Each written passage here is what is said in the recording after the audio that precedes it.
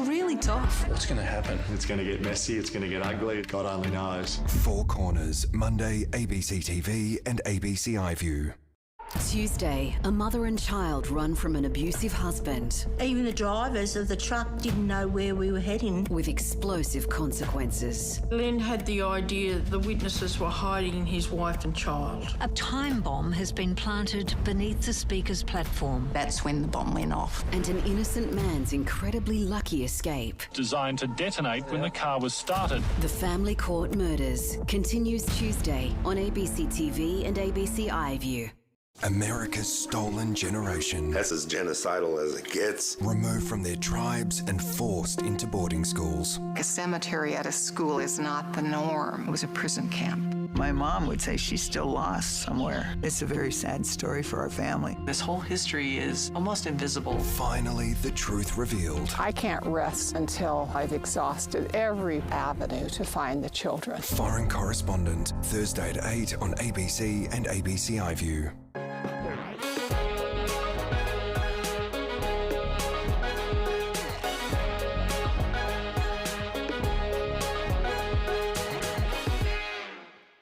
Welcome to Afternoon Briefing. Greg Jennett and Fran Kelly with you. Yes, together here in Sydney this election eve on Gadigal lands. Yes, and as we go to air, Fran, one sleep to go and hundreds of thousands of Australians probably out at pre-poll booths right now. They really do respond strongly on the Friday. Yeah, record polling. We'll get the latest numbers through this, but when I looked this morning, it was 3.4 at pre-polls alone, not counting postal votes. So it's going up and it's going to be, I think, record numbers pre-polling. I'm sure that's the case. So if you haven't yet voted, or even if you have, we'll try to bring you up to date with all the latest issues over not the next 1 hour, but in fact the next two. Bumper edition of Afternoon Briefing today. So we're because too much politics is never enough. Never enough, Fran, yeah. We're pushing towards the finishing line with no effort spared today. That's by us. The same can also be said of the two men vying to lead our nation from Sunday onwards, Fran. You can say that again. Scott Morrison has been working Liberal-held seats in WA all day today. Boy, has he been working, because Labor has its sights on at least 2 seats in the West, maybe even 3 if the swing is on tomorrow night. Anthony Albanese, meanwhile, has been moving fast across many fronts. Adelaide done this morning, then Tasmania. 2 more states on his flight plan for today. G'day. Oh, you want me there? Sure. Thank you. How are you? One more day. It's lovely to see Albo. We haven't seen each other in a while, so I'm really good. Go to your polling stations and vote Labor and vote for Albo to be Prime Minister. I am very confident it will be a government for women. Tomorrow's election is about a choice. You can vote for a strong economy, for a stronger future. It's so important to base a decision tomorrow on who you believe is best going to manage the nation's finances. This is a Selfie time.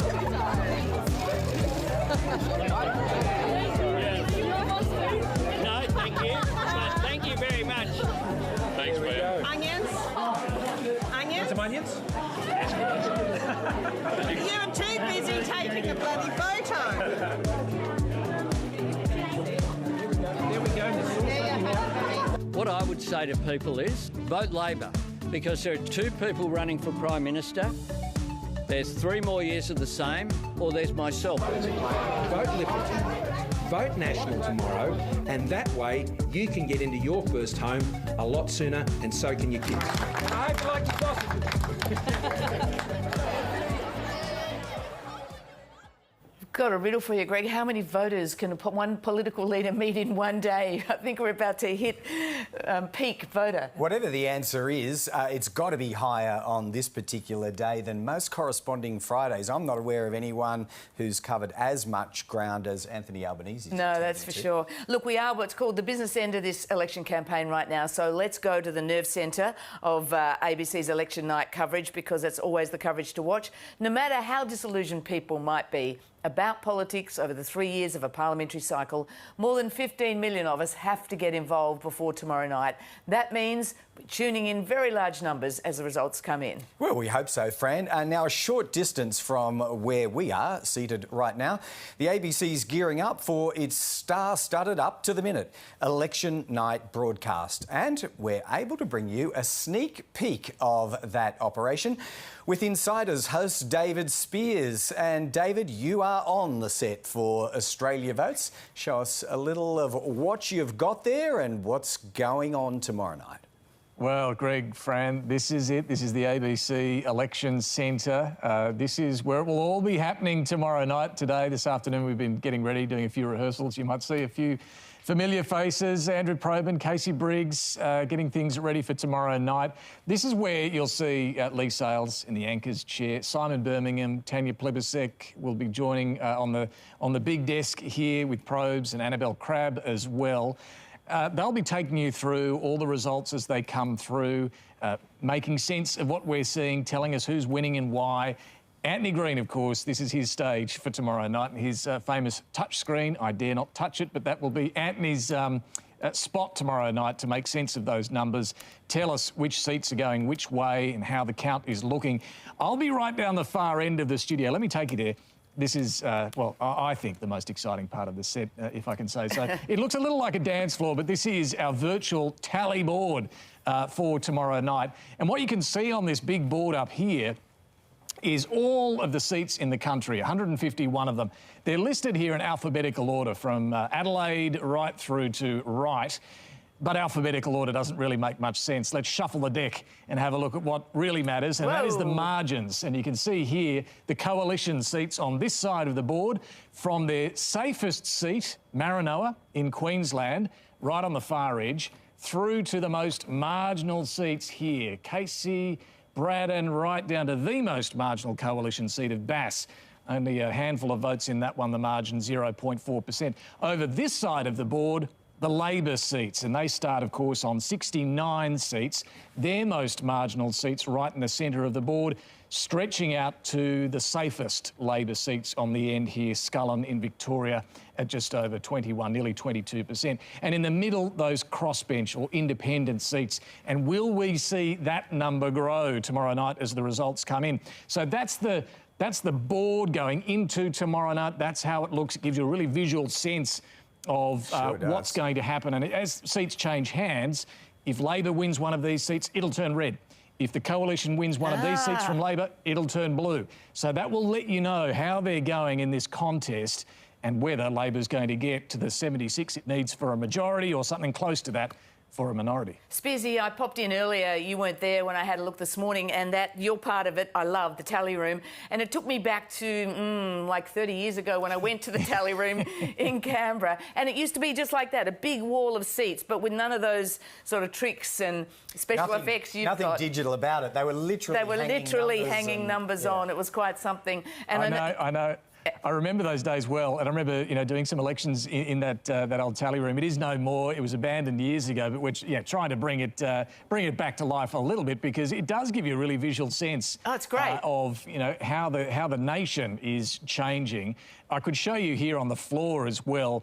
We'll have a map of Australia that we can also demonstrate where these seats are, what the marginal seats in particular are that we're focused on, what's happening in individual states, because WA, we know, is going to be very different to Queensland, Victoria, New South Wales, be a key state, Tasmania too. So really trying to visually demonstrate what's going on as those results come through. Is that floor going to sort of light up like, Saturday Night Fever or something? Not only that, Fran. Not only that, so we'll have a great map of Australia. We'll be able to zoom in on states and have a good look at what's happening in these marginal seats. But we're also using, it's called augmented reality, to show you specifically what's happening in bunches of seats, groups of seats that have a particular focus. The teal seats, for example, will be able to bring you what's happening in that clutch of seats, Wentworth, Goldstein, Kooyong, North Sydney, where these teal independent candidates are taking on Liberals, have a look at the swings that are happening there compared to the national swing.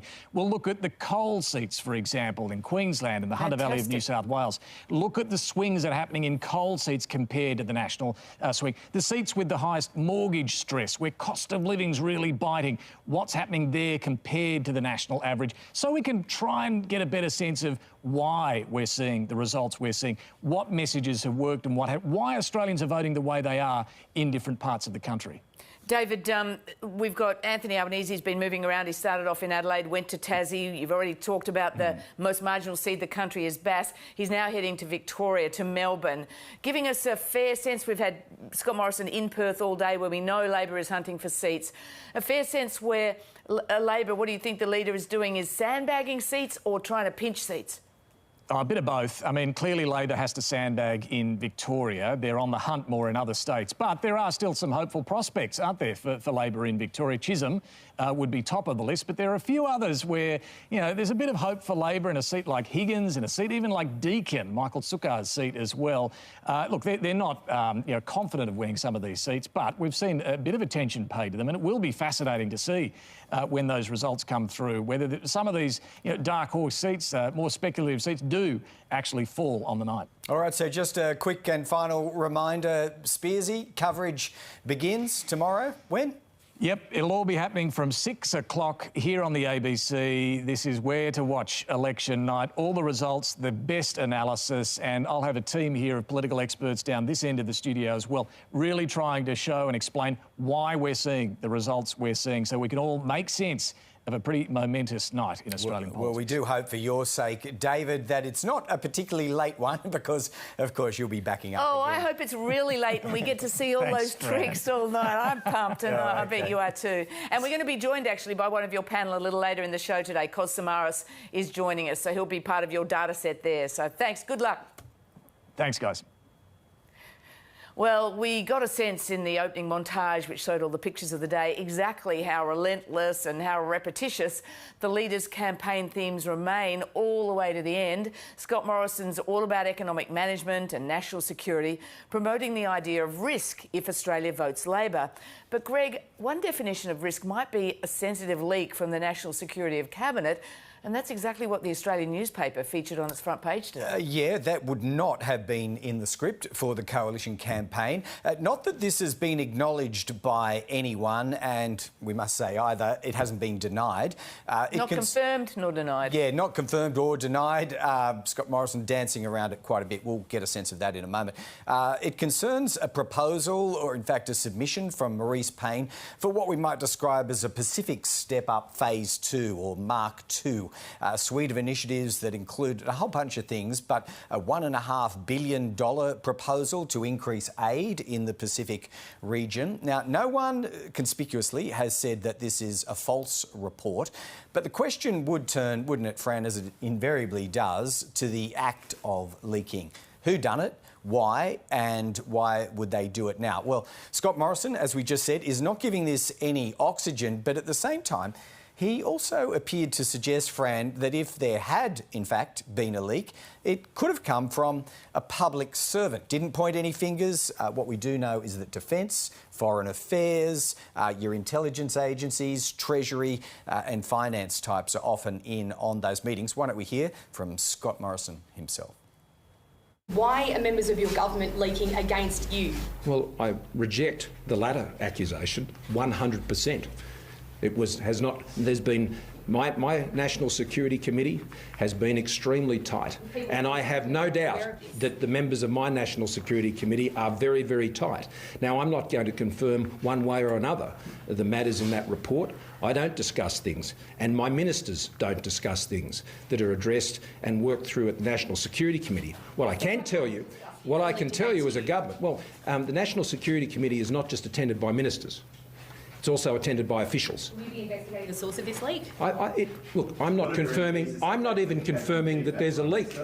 I'm not even confirming that there's a leak. So you shouldn't jump to conclusions about these things. I know what the reports are, but I don't discuss national security matters. And the reason I don't do that and play the game of saying yes or no to these questions is because I don't confirm or deny any issues that are raised around national security. That's what a prudent Prime Minister does in managing the sensitive issues of national security. Now, Greg, he would say that, wouldn't he? I mean, yes, he would say my ministers don't leak. We don't know who leaked this. No. We do know there are officials in the meeting, but not many of them, and usually very senior, so they don't normally leak either, from my long experience covering politics. And the pointedness of this is, Maurice Pyne's submission was all in the context of pushing back against the rising China, which has come front and centre in this election campaign. So if there is a leak now and it's politically motivated, what does that say? Well, it says that the recriminations are starting early, perhaps. Well, I mean, we're only Rewriting hypothesising here, but in anticipation of a defeat. Who knows? We heard in that opening montage of the day Scott Morrison wrapping up and hammering his central economic management message, something he did in a burst of at least 10 early morning media interviews as well. What about Anthony Albanese's final message? He drew these back to trust and time being up after 3 years, 3 consecutive coalition governments. Yeah, right on message to the end. The moment of truth is obviously going to arrive for Anthony Albanese and Scott Morrison, but in Anthony Albanese's case, 25, almost 26 years in the Parliament and an adult life spent in and around politics. He's got a few seats, obviously, and perhaps a few thousand votes to bridge before he might become Australia's 31st Prime Minister. But Fran, you definitely got the idea today that the weight of that doesn't seem to be lost on Anthony Albanese in these final hours of campaigning. I feel a great responsibility to be successful tomorrow because I know that there are so many Australians out there who are so passionate about changing the government. People have watched a government led by a man who won't take responsibility, who went missing during the bushfires, went missing during the floods. When it came to the pandemic, said that it wasn't a race to order enough vaccines and then saw worse health and economic outcomes as a direct result, and then didn't even learn those lessons in terms of the rapid antigen tests. So we have a government whereby it never learns from the mistakes of the past, it struggles with the present, and it has no plan for the future. What we actually need to do is to change the government. This Prime Minister a couple of weeks ago said that he wanted to change. He wanted to be someone who he wasn't. He was going to distance himself from Scott Morrison. Even Scott Morrison wants to distance himself from Scott Morrison. We can do better than that. We can do so much better than that. I intend to lead a government that does that. Sounding concerted there, Anthony Albanese. Labor's campaign is almost done from the leader's point of view, though I understand he's got a few more places to knock off tonight. So it's over to individual MPs in individual seats with their supporters from here. It is. So to get a late assessment from a senior ALP frontbencher, Shadow Industrial Relations Minister Tony Burke joins us now. Welcome, Mr Burke. As someone who's come in straight off the street, give us the latest report out on the booths. What's happening? There are big queues. It's raining, and that's not stopping the fact that there are big queues out there.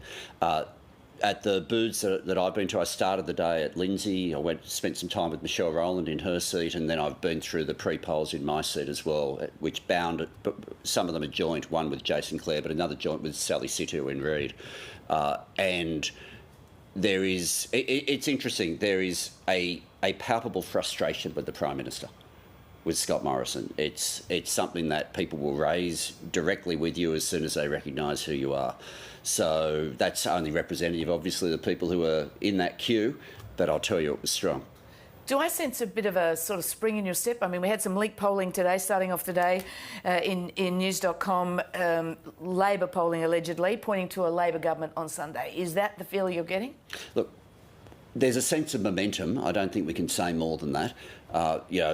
People will make up their own minds, and winning from opposition is something that happens for Labor very rarely in Australia. We certainly feel that we have put absolutely everything into it, and in the conversations that we're having with people, the exact issues that we've been talking about are being reflected back to us in conversations. In particular, the concept of Scott Morrison as someone who always goes missing, who always blames someone else, who keeps saying it's not his job. No one talks about Scott Morrison and a better future in the same sentence. Let me put that more directly. Is Labor's tracking as good as news.com suggested? I'm not going to go to that. It's the right question to ask. I respect that, but I'm not going to go to that. What I will say is the mood in the community is one of frustration. And there is an opportunity now to be able to choose that better future. And so we're continuing every conversation right up until, 6 p.m. Eastern time, but all across to WA as well. You've been around a while. This momentum... Not long enough. This momentum you speak of, is it qualitatively different to 2007? John Howard reckons it is, that mood for change was palpable in 07. Is it the same? Oh, there is a huge difference between now and 07. So in 2007, you might remember, there wasn't an anger with John Howard. There was a respect and a view that his time had come. So I remember the Queenslanders were saying they weren't there with baseball bats, they were more there with a pair of slippers saying, OK, thanks for your time. So it is a very different mood now. The frustration and anger that I hear from people about Scott Morrison, I never heard it at that levels with respect to John Howard, even when we won in 2007. Labor's had a bit of good luck in this campaign. Not only did the government have to deal with record inflation, rising interest rates, and then official figures showing wages data, the biggest drop in real wages in 20 years. Has all of that helped you and maybe papered over some of the stumbles that Anthony Albanese had on day one and a couple of other points? Yeah, look, I don't see it as good luck. I see, in particular, I didn't think you would. Yeah, in particular, what's happened with wages, though, is a direct outcome of what the government has wanted to have happen over the course of a decade. And as you go through year after year, where a government has a deliberate design feature of their economic management to keep wages low, then people feel the pressure more and more. Like, I was stopped as long distance between one of the spots where I parked at Bankstown and when I got to pre-poll, and someone just stopped me in the street. He opened with, you don't know me, I know you. He didn't give me his name, but he just went straight through all the cost of living challenges he was having. I asked him did he have a permanent job? What was he? He says, I've got 20 hours a week, but they're all casual. This is a standard story that's happening across the country. And I think the moment in the campaign that Scott Morrison thought was somehow a mistake, when Anthony Albanese immediately answered absolutely to the question about making sure that people don't go backwards on their wages, because anything less than 5.1 is people going backwards. Scott Morrison saw conviction as being some sort of error. That was a clear moment of conviction from a leader in Anthony Albanese who believes people shouldn't be going backwards. And that was something that Scott Morrison failed to understand. And of all the moments where you've had big pivots during that campaign, I really think that battle on wages was substantial. Well, I'm sure the Prime Minister felt that he might have had a pivot moment yesterday when unemployment figures come in at near record lows. Do you give them credit for that? I mean, is there a sense in which you're saying this is illusory? A job doesn't count for much if people are feeling a cost of living pinch? Look, we all want there to be more jobs, so we all want people to be in work. But it's also the case the government always claimed that all you had to do was get unemployment down and magically wages would start to move. And having the two figures one day after the other has made it patently clear that their plan, if you can call it that, doesn't deliver wage growth for people. And the cost of living crisis... economists say that the two will start to play off each other and trigger wages eventually. After 9 years, we're meant to believe it's all about to happen now. I don't think that stacks up for respect people. For institutions. The Prime Minister's been campaigning in Western and Southwest Sydney quite, fiercely, really. There's reports... He does everything fiercely. Constant reports Christina Keneally could be in trouble in the seat of Fowler, which would be a boil over. Are you worried about that seat? Are you worried about Werriwa, where the Prime Minister was yesterday, Parramatta, where he's been 5 times? Is Labor's seat shaky in what should be Labor heartland? Look, these are all seats in similar areas to where I've been today and my own part of Sydney, and I certainly don't feel any of that. The campaign, the electorates that you've spoken about are all electorates where the cost of living crisis is an absolute breaking point for people. Are they going to vote Labor? I believe so. I believe so. Well, look, tomorrow night we get all the results coming in, but I've got to say the exact same momentum that I've described today, the people in those areas are feeling the pinch in the exact same way. And what Scott Morrison made clear when he ridiculed the concept of wages keeping pace with inflation was he made clear he doesn't care about what's happening. It wasn't enough for him to blow the national budget. He's doing it to the household budget as well. Just a quick final question. If you lose tomorrow night, you're probably not countenancing that, but I know a lot of Labor MPs are still sort of feeling the trauma of last time around when you expected to win. Would you put your hand up for leader of the Labor Party? No one is thinking beyond the time. Right at the moment, we have a real chance for a better future with Anthony's plan for where he wants to take Australia, for people to be able to start getting ahead again. The choice in the election is either more Morrison or a better future. And, we're counting down the hours now until we find out the result of that. Well, win, lose or draw, the post-mortems can begin soon enough, maybe as soon as Sunday. Let's see. Tony Burke, thanks for joining us today. Thanks, on Afternoon Great to be on. At the end of this election campaign, Anthony Albanese returned to a story familiar now, really, because it's the story of his upbringing. He's told it a few times during this campaign, reflecting on what his mother might have thought about where he finds himself today. How much have you thought of your mother during this campaign? And 36 hours out from the polls closing, what do you think she would make of the boy from Camperdown being so close to being the next Prime Minister? She'd be proud as punch. That young kid is now running for Prime Minister. Says a lot about her and her courage, but also says a lot about this country. That someone from those beginnings, Julia went to my house there in Camperdown, and where I grew up. Someone can stand before you today hoping to be elected Prime Minister of this country tomorrow. And I hope what that does is that it sends a message for people of whatever background, including the fact that it is the first time that someone with a non-Anglo-Celtic name has put themselves forward for Prime Minister. We've got a fellow called Malinauskas here as the State Premier. It says a lot about our diversity, but also says a lot about our strength. And that part of what I've said during this campaign is no one held back and no one left behind. No one left behind because Labor will always look after the vulnerable and the disadvantaged. But no one held back because I unashamedly, and Labor should always be about aspiration. That's what we do. We give people from the humblest of beginnings the best opportunity in life.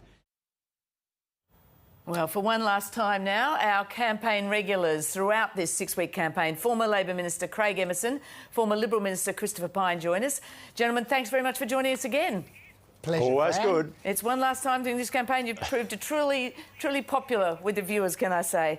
I'm not surprised. A ratings hit. A ratings hit, that's what you are. Craig Emerson, it's a pretty good log cabin story if it comes true tomorrow.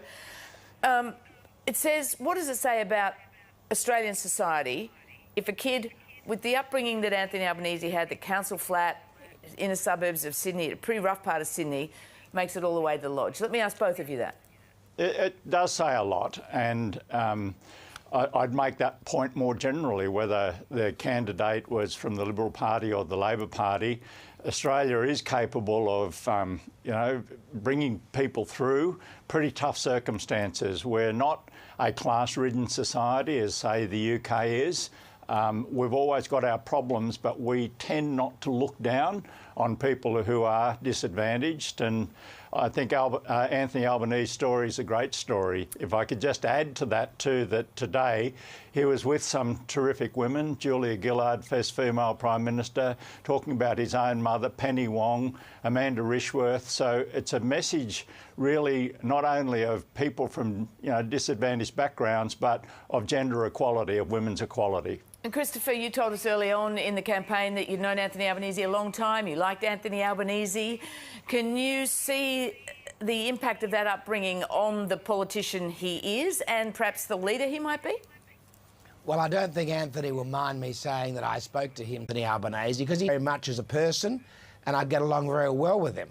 But it does speak volumes for the kind of country that we are, that all sorts of people could be Prime Minister of Australia. Julia Gillard, the daughter of UK migrants, Scott Morrison, the daughter of a policeman, Anthony Albanese, daughter of a single mother, growing up in a pretty variable part of Sydney, would be a nice way to put it, and on the cusp of potentially being Prime Minister of Australia. He's the favourite to win tomorrow, and, I don't want him to win, but good luck to him for the way that he's managed to get himself into this position. And if he becomes the Prime Minister, we'll all want him to do well, because that's what's good for the country. Well, let's go. Sorry, you say favourite, Christopher, because that does match what the polls are saying. A trickle of polling will probably soon turn into a torrent.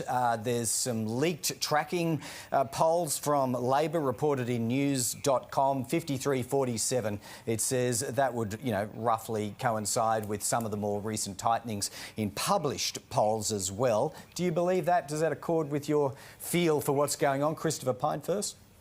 Well, Greg, I've got to say I'm very impressed with your choice of tie this afternoon. Thank you.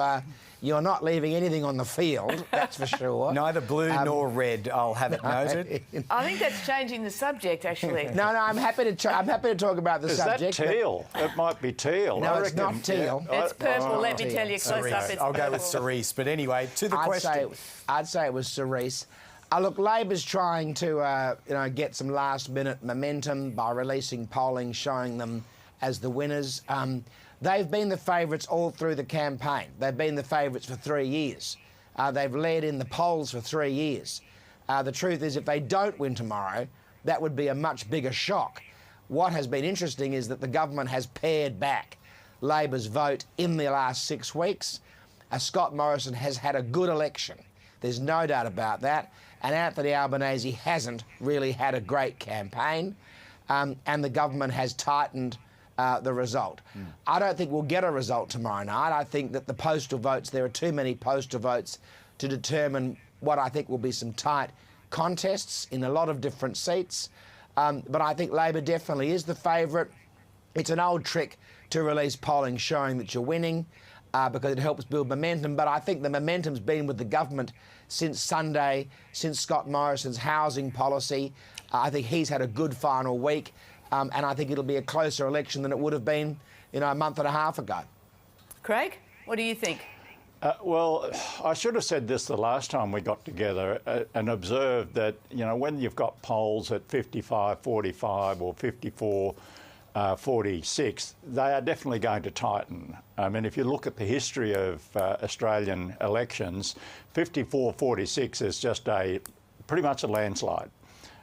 Isn't it amazing? Yeah. We're such the political parties. I think the Liberal Party's got some pretty hard right extremes, but my point is that they're both centrist parties, and so elections decided by 17 million people end up being in the range of 53-47 or even less. And, that's probably what that polling is indicating, but it doesn't necessarily mean that there's been a change towards the coalition. Frankly, I don't know, but it was never going to be 54-46 or 55-45. OK, well, I note that neither of you have said exactly what you think is going to happen, but I might try again a little later. But, look, it's been a long campaign. You've both been with us the whole way, and we thank you for that. I asked each of you before we came on air today for your top campaign moment. Christopher, let's start with yours. Look, I'm going to show you something first. Oh, you're going to show us something? Yeah, we're going to show you something. No worries.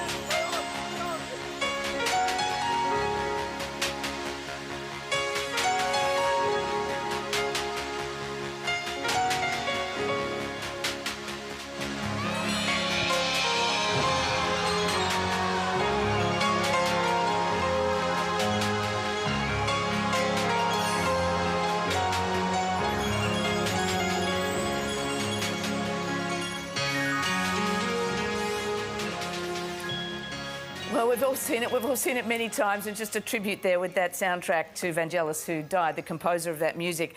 Cinematic in its composition. Exactly, thanks to the editor. Christopher, of all the moments you could have chosen, you picked the moment where the Prime Minister flattened a little kid. The bulldozer in full bulldozer mode. Why? Because it was just marvellously spontaneous. And one of the I'm glad things he hadn't planned that. And I'll have something to say about that. And in Australian politics, you know, and especially in this campaign, everything is so scripted down to the who people meet and what they get to say, that I just loved the fact that there was an entirely spontaneous moment in the campaign. And I was very impressed that the Prime Minister flipped Luca over and didn't crush him to death. And I was very impressed that Luca took it so well. And as a redhead myself at Luca's age, and all the smiles and laughter and the high-fiving, I just thought it was a pricelessly Australian moment. And I think it did the Prime Minister a lot of good in the last few days of the campaign. A shout-out to Luca, that's for sure. Craig, what did you think of that moment? Do you think it did the PM a lot of good? I hadn't seen the first part of it before, but I noticed he did a little bead on Luca because he's got the red gear. I just wonder if he said, I can see him out the corner of my eye. Look, I think what it would mean is that for those people who like Scott Morrison, they'd say that was funny. Those people who don't like Scott Morrison would say that's not funny at all. I really don't think that this is going to sway votes one way or the other. It was an amusing episode. All right, not so much colour and movement on the Albo Trail, I have to say, over the last 6 weeks. Craig, here's your pick for the favourite moment of the campaign. I need a dollar, dollar, dollar, that's what I need. Hey, hey, well, I need a dollar, dollar, dollar, that's what I need. Hey, hey, said I need a dollar, dollar, dollar, that's what I need. $1. Come on, share your dollar with me. Go ahead, share. Australia, get $1. Come on, share your dollar, give me your dollar, share your dollar with me. Come on. So no ukulele, just a simple prop, but it appeals to you, Craig Emerson. It does. Please explain. Money, money, money. It's a rich man's world. The dollar coin signified the increase in the minimum wage that Anthony Albanese said he would support when he was asked, would he support a 5.1% increase in the minimum wage? And he said absolutely. And this was regarded as a terrible statement and described by the Prime Minister as reckless. And what he was saying is $1 an hour. They get people on the minimum wage get $20.33 an hour, and then they get $21.33 an hour, and this would wreck the economy. But on a more serious note, it really did focus the discussion on wages and cost of living in a very symbolic way. You know, in campaigns, 1,000 words get spoken every 10 minutes or 5 minutes, but having something like that, $1, is that unreasonable? $1 an hour more, I think, spoke powerfully about what this campaign's all about. Christopher, he didn't give us much. He kept giving us the dollar. What do you reckon? Well, it's not as exciting as Craig singing to a disco robo in Parliament House to a Skyhook song about Whyalla Wipeout. Please. He only did it once. Yeah. Let's not revisit And I think I got away with it. Oh, you think? Oh, really? Oh, I'm not so sure about that. No, but it goes to the point. It goes to the point, doesn't it? The Prime Minister's provided us so many pictures during this campaign. He's been driving forklifts, he's been making coffees, he's been making cakes, he's done all sorts of things. Anthony Albanese, not so much. Lost the battle of the pictures. Why is he so risk-averse? He's the guy who loves to spin discs. He's the guy who's got a beer named after him. What's going on? Well, he's the front runner. So when you're the front runner, you try not to put a foot wrong. I do agree with Craig that the dollar was a very clever motif. It worked extremely well. It did underline the wages issue. And there's been a few crossovers in the campaign. One of them's been on wages, obviously, inflation, economy, housing, and that was one of them. And I think he got the gong for the word picture that sticks in people's minds, and of course that's what it's all about, something that people remember. You know, my hairdresser yesterday, you might have noticed my new haircut. I was just going to say, actually. Very schmick. The hairdresser yesterday was saying, he was humming that tune about the hole in the bucket and saying, what about that ad, the Liberals ad about the hole in the bucket? And I thought, well, it's just terrible. It reminds me of Whinging Wendy in 1987. But when people start repeating things like those motifs, those word pictures, you know you're getting through. Don't know if it'll be enough, but they're the things that make a campaign, and that are the things that are memorable in years to come. Yep, it's an absolute earworm, that's for sure. Why don't we take it to a serious sort of news angle of the day? This is the leak in the Australian newspaper suggesting Maurice Pyne had gone to the National Security Committee of Cabinet wanting to bolster Pacific aid. As experienced practitioners who've been in and around cabinets, leaving aside the facts of the matter, the mere act of leaking to you, Craig, first of all, what does that tell us? Well, leaks from national security, the national security community are never welcome, in my view. Now, I'll come in quickly and say it's not clear whether it was leaked from the National Security Committee of Cabinet or by officials or whatever. It sort of breaks up the rhythm in the last 48 hours of the campaign. I don't believe that a lot of people, frankly, would say I was actually going to vote for Scott Morrison, now I'll vote against him because of this. But it kind of interrupts, you know, in the last week, in the last 3 days, both political parties seek momentum. This sort of sense where people say, you know, I'm going to be part of a, you know, this happening thing, and that just breaks it up a bit. But I don't think it's a devastating thing one way or the other. On a substantive issue, it is, but in terms of changing votes, sure, I don't think there's too much. Christopher, do you see signs of the fall of Rome here? One side trying to rewrite the post-loss narrative? No. I'd be very, very surprised if the leaks come from the National Security Committee of the Cabinet, of which I used to be a member. It's almost certainly come from a Canberra source.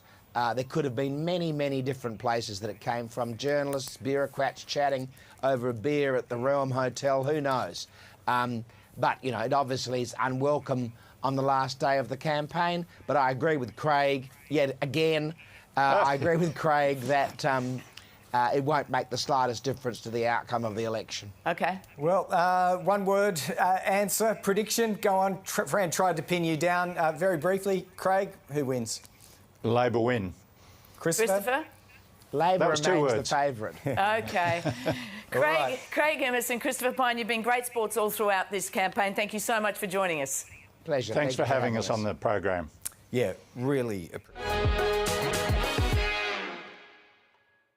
Leader Anthony Albanese has called upon Australia's first female Prime Minister to urge the women of Australia, to vote Labor in tomorrow's federal election. Yeah, that was one of his last rallying calls. Julia Gillard joined the Labor leader on this final full day of campaigning in the marginal coalition-held seat of Boothby in South Australia. Ms Gillard rarely makes political appearances, or certainly has been rare in this campaign, but she made an expectation for her friend. Albo and I might look really young, but the truth is that we've known each other for more than 40 years, right back to when we were university students. And with the authority that the more than 40 years of friendship gives me, I can certainly say the following about Albo. He's ready to be Prime Minister. He will be a great Prime Minister. And I've got a particular message for Australian women. Having served as the only woman to hold the job as Prime Minister, you would know in the years since that I've made my focus women's leadership. It's amongst one of the biggest things that I do.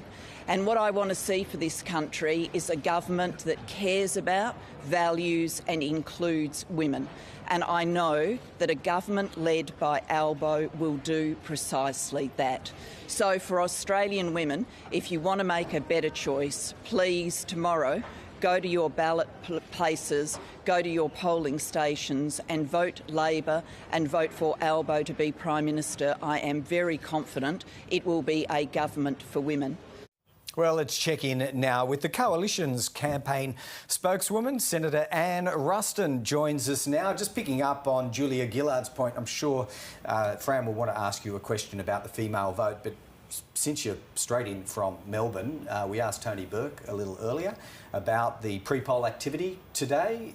Do you have a sense of what was happening down in that state?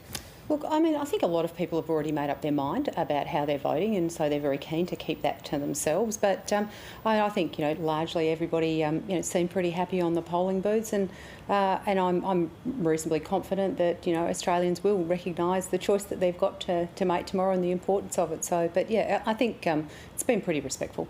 And Ruston, you heard Julia Gillard there implore the women of Australia to vote Labor. What's your pitch? to the women of Australia? Well, I'd be employing the women of Australia, as I would everybody in Australia, to have a look at the choice that is before you at the moment, have a look at the track record of the government of which I'm a member. We've got 8 women in our cabinet and 8 very strong and capable women in our cabinet, the largest number that we've had in a cabinet. And we've got some fantastic candidates that are women. But I think the choice that is before us tomorrow is about who's best to govern the country, who's best for a strong economy, who's best to actually realise the aspirations of Australians. And I think there's a pretty clear choice that the Coalition has got a strong plan for all Australians, but I think that there is a very strong argument for the women of Australia to support the government of which I'm a member. Is there something going on with the women's vote for the Liberal Party, though? We've had the ANU study just a couple of days ago showing that women are three times more likely to be in the undecided camp, so 8.4% of women still undecided compared to 2.8% of men. But perhaps more significantly, we've seen leaked Liberal polling showing only 38% of Liberal voters were women. Are the women of Australia reluctant to vote for Scott Morrison, the man who calls himself the bulldozer? Well, I think, obviously the decision of Australians tomorrow and how they actually vote is a matter for them, and absolutely respect that. Are you worried about it, though, and are you seeing it when you go to the pre-polling? Not at all, not at all. In fact, I'd say my engagement on the pre-poll has been very positive with both men and women, and they often ask the same questions. They want to know about, what their security and safety of their jobs going forward, what's going to be there for their children. I mean, a lot of them since last Sunday have been really keen to talk about our housing policy, particularly older people who are keen for their children to have the opportunity to get into the housing market earlier. So I haven't seen a discernible difference in men and women on polling booths. I think they're all very keen to engage, they're very keen to ask questions, and they're very keen to talk about the policies that are on offer. So, Anne Russell, was it the women of Australia to whom Scott Morrison was pitching or referring when he spoke of a need to switch up his gears, be less bulldozerish and be more empathetic and consultative? Was that motivated by a gender-based appeal, do you think, addressing the very issues Fran's asking in her question? Well, I think what the Prime Minister was saying when he made the comment in relation to the change in the way we need to do things going into the future was recognising the really extraordinary circumstances that we found ourselves in over the last couple of years. I mean, I've been sat around the cabinet table over the last couple of years, and the speed with which we had to make decisions to keep Australians safe, to keep Australians engaged in the workforce by decisions around things like JobKeeper, were quite unprecedented. And I hope never to be in a situation where you have to make decisions that quickly. But it does require a certain type of decisive behaviour, particularly from your leaders and your Prime Minister. And I think the Prime Minister was referring to the fact that hopefully as we come out of COVID, we'll be able to go back to some more normal settings about how we manage the country. We've seen the Prime Minister in that mode, which, as he declared, and I don't want to push the bulldozer thing too hard, but it's his own word. But the polls are tightening, we've seen that. Most of the pundits I've spoken to suggest that if the Coalition can form government tomorrow night, it'll be a minority government. From what you know of the Prime Minister, from what we've seen of him, how good is he going to be at negotiating with the crossbench to form government and then run government? I mean, it's not really bulldozer mode required, it's something completely different. It's a different gear altogether, isn't it? Well, it's sort of a combination, I think, of strength, because, obviously we've gone to the Australian people with a platform of policies, and we have a strong set of values that underpin the Coalition, ethos, and they are not to be compromised. Is he a negotiator? He's a very good negotiator, and I've seen Scott Morrison negotiate many times, and he's a formidable negotiator for one really strong reason, and that is that he understands the detail of what he's negotiating. This is a man who understands the minute detail of policies and the rationale and assumptions that sit behind them, which makes him a very strong negotiator because he knows and he does his homework.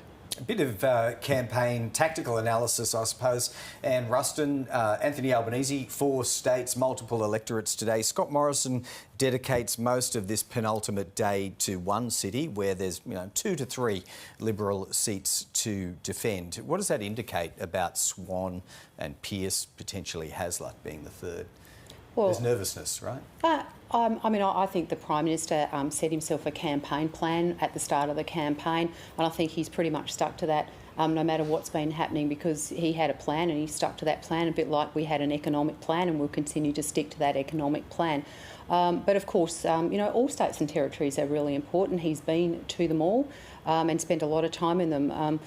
Both of the leaders have done a lot of travelling, but I don't think I'd read anything particularly into the fact that he's in Western Australia, apart from it's a great part of Australia, and we're very keen to make sure that Western Australians equally understand how important we believe their vote is tomorrow. Well, we will read things into it, as we will read much into the fact perhaps that Anthony Albanese chose the seat of Boothby to campaign in today. Boothby, Nicole Flint has left. The South Australian result, you know a lot about South Australia, you know a lot about Boothby. Is Boothby under threat? Well, it's going to be a very tight result in Boothby, it's going to be in a lot of seats around the country tomorrow. But look, our candidate there, Rachel Swift, is a phenomenal candidate. She's very impressive and she's worked extremely hard. And I'd like to think that the electors of Boothby will recognise the strength of their candidate and hopefully return Boothby to Canberra as a coalition seat. But it's going to be a very tight election result tomorrow, and there are going to be a lot of seats, I think, that are going to be very close. You are a member of the Cabinet, Anne Ruston, and we've been discussing on this program the Australian newspapers' reports not denied by the Prime Minister or any Cabinet Minister that we're aware of regarding Maurice Pyne's bid for additional aid funding into the Pacific. What do you think the emergence of this story at this late stage says about cohesion or instability in the coalition? Well, as you'd expect, cabinet proceedings and sub-cabinet proceedings like the National Security Council are confidential, so I would make no comment. I mean, even if I did know, I'm not in the National Security Council. But it's generally been pretty tight. It has not been a cabinet that's been marked, generally speaking, I know there are exceptions, by many leaks, one that is timed to maximum effect, arguably, on the eve of an election. Well, I can't confirm or deny whether it's a leak because I don't know. What about the tactics of the leak, though? That's more, I think, what Greg's talking about. Well, I'm unaware of how this particular story has ended up in the media today. But what I'd say is that I am. Nobody in the cabinet that I sit in, has, I'm sure, would have provided this story to the media. Who does that leave then? Public servants, which seem to be the suggestion from Scott Morrison. Well, look, I don't know. I don't know how this has come about, so it would be foolish of me to speculate. Anne Ruston, you have been working very hard in this campaign. As the campaign spokesperson, you've moved around a lot. We thank you for taking time. Who's going to win? Well, I'd like to think the people of Australia would see that our plan is worth voting for and that I'd like to see a coalition victory, but it will be tight tomorrow.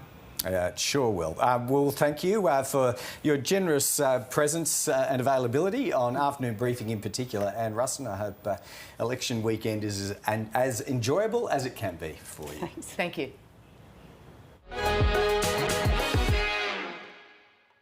Scott Morrison, as we've mentioned, spent the final day of the campaign in WA, where he's determined to hold on to 10 or 15 of 15 seats there. I caught up with our political reporter for the ABC, Jane Norman, who's travelling with the Prime Minister's bus just a short time ago.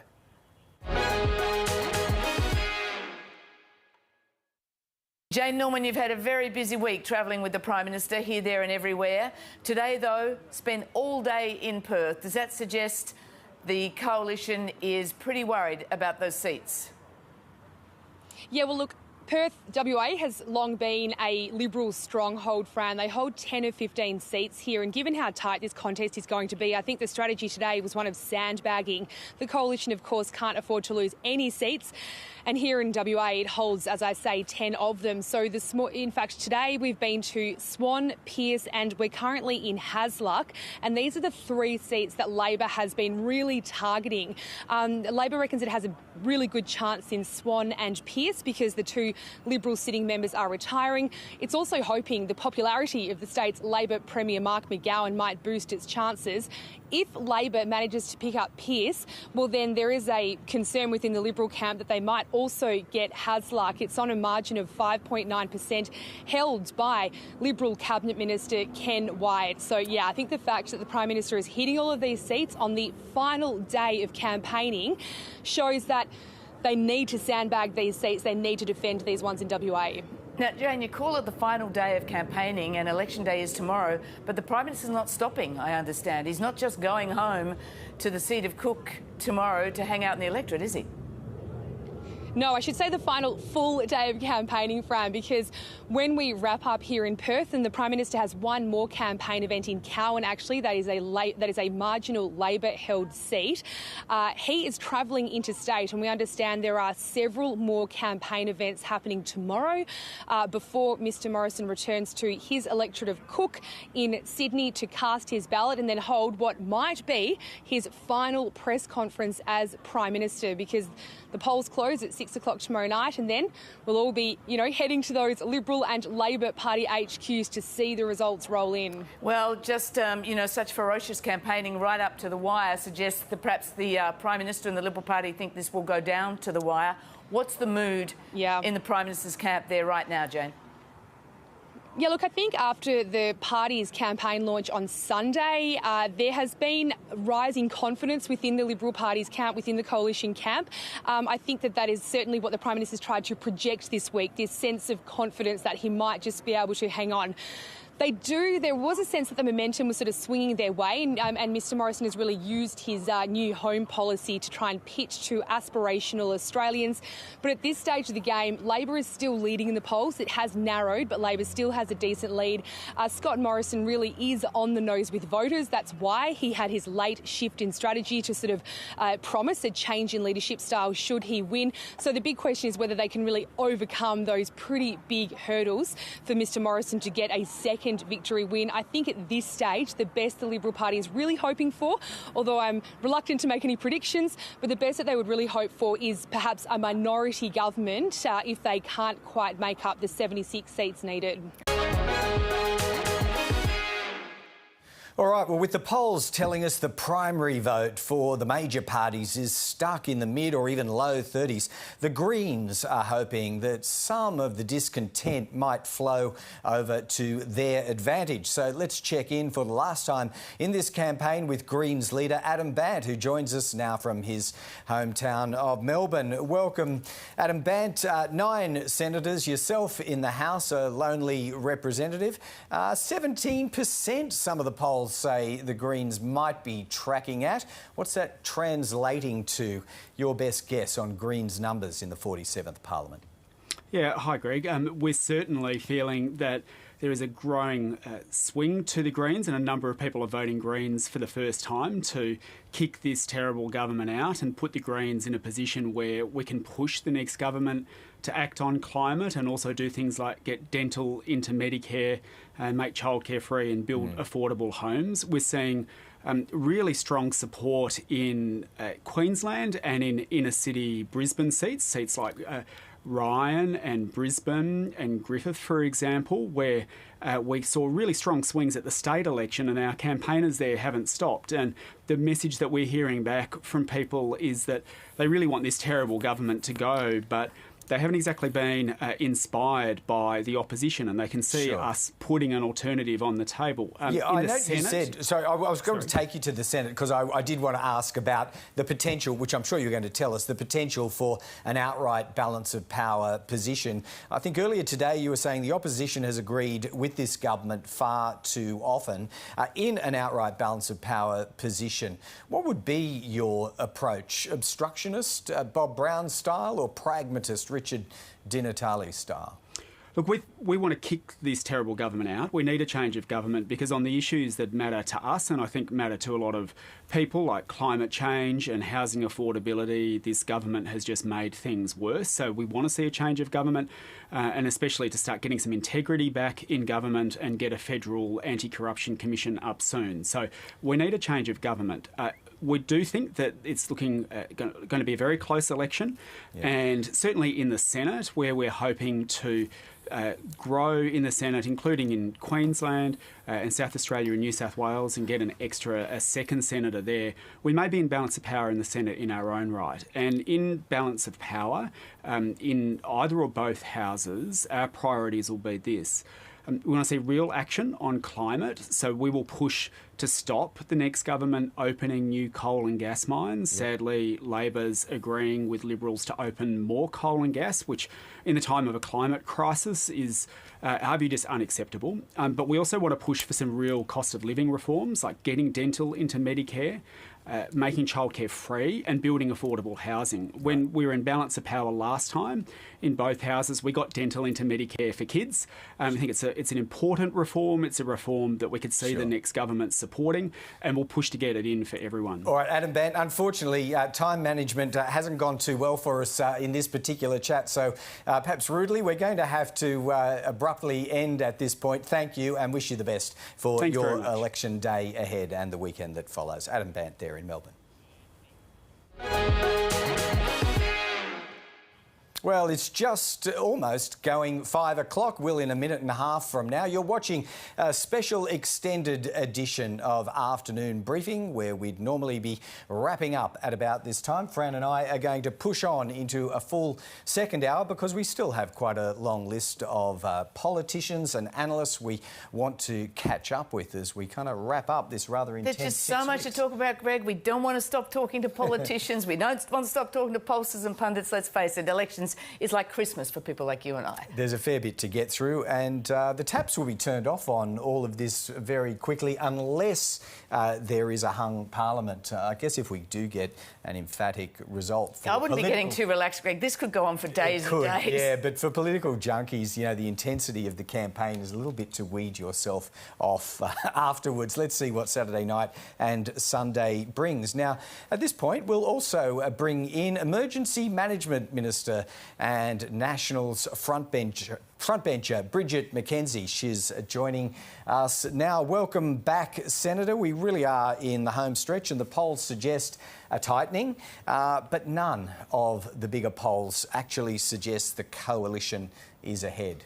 Would it take a miracle from here?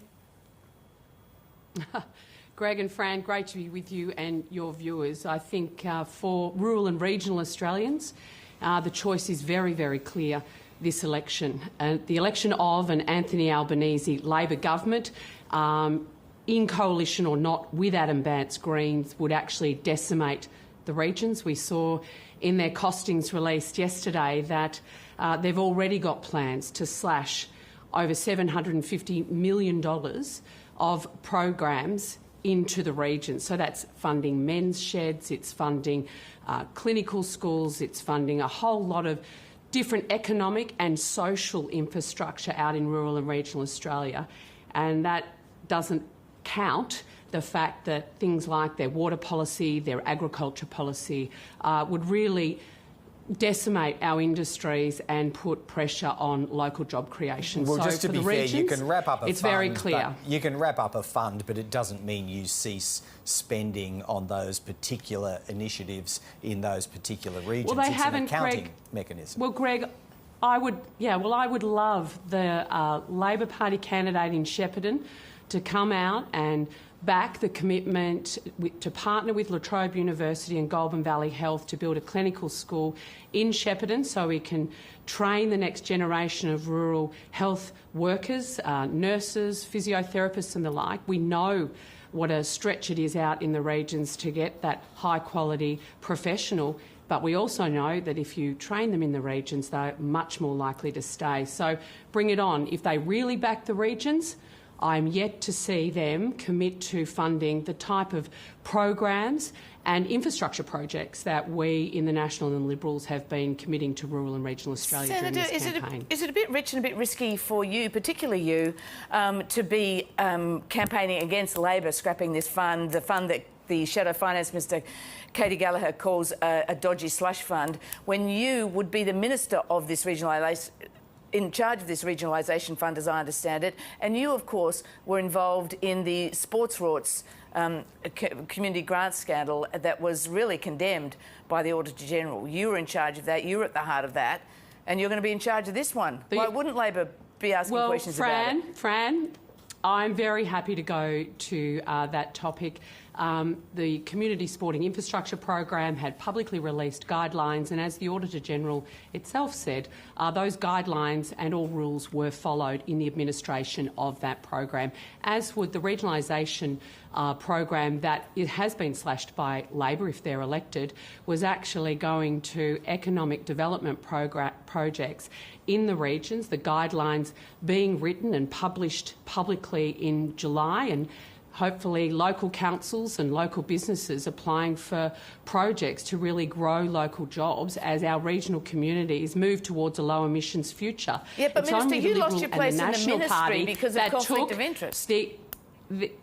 Fran, it's only the Liberal and National Party that actually take moving our country to a low emissions future seriously, understanding that it is rural and regional communities that will be impacted negatively but can also seize a lot of those opportunities in the new economy. And it's programs like the regionalisation program, $400 million that was going to go to funding projects just like that. So I'm very proud of the agenda and the plans that our government has put forward for rural and regional Australia. And I think as I've moved around the regions, I've been in Alice Springs, Darwin, Bunbury, Gladstone, Tatura, Shepparton and Wodonga and Mildura just in recent weeks. And they're very, very concerned about a future Albanese government because they know that Labor only governs for the city. They did it last time and they're going to do it again. Well, can we look at the Nats' position, Bridget McKenzie, and I might put it to you, the only way is down when you consider Nichols is shaky, Flynn, maybe as well. Can you name any potential gain for the Nationals party room in the House in particular?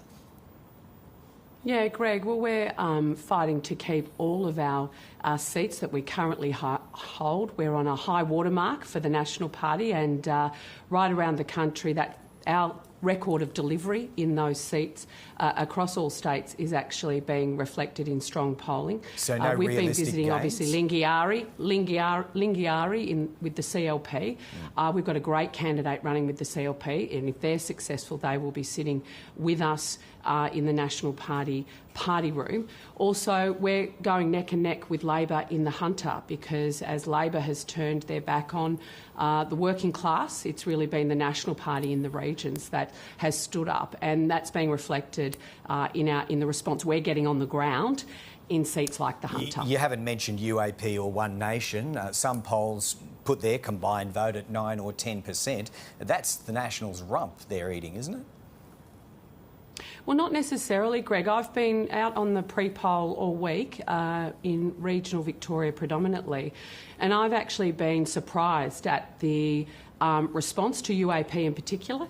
They're not a party that's typically enjoyed a lot of support here in Victoria, but because of the mandate from the Andrews government, because of the tough lockdowns that we as a state experienced, there does seem to be a group of people, and I wouldn't say they're all hard right people, but a broad group of people in our community who have really taken offence. I was talking to a radiographer on the booths just the other day he and his wife didn't want to get vaccinated, so they were choosing to vote one way in a federal election that they'd never voted before simply because of Daniel Andrews and the lockdowns here in Victoria. So we're seeing a lot of different issues and aspects of particularly COVID-19 play into people's decision on who they're voting for this election. Talking about enjoying support in Victoria, your National Party leader, Barnaby Joyce, doesn't have a strong support base down there, and I'm basing that on comments of one of your colleagues, Victorian